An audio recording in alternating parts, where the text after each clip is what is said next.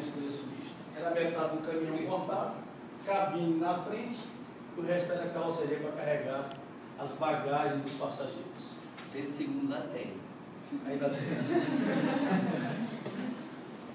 Eu saí da minha cidade em 1970 para me estudar no antigo científico aqui em Teresina, que hoje é o ensino médio. Lá só tinha até o 9º ano, que era a 8ª série antigamente, e era a 4ª série do ginásio, que a gente chamava na minha geração.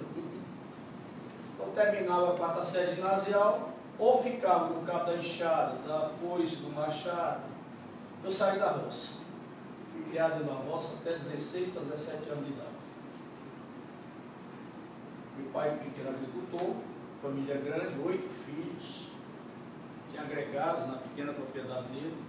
Gente, a roça, o que a roça produzia, a gente plantava para poder sobreviver. Só comprava na bodega, nas quitandas, o que a roça não produzia. O restante era produzido por nós para comer.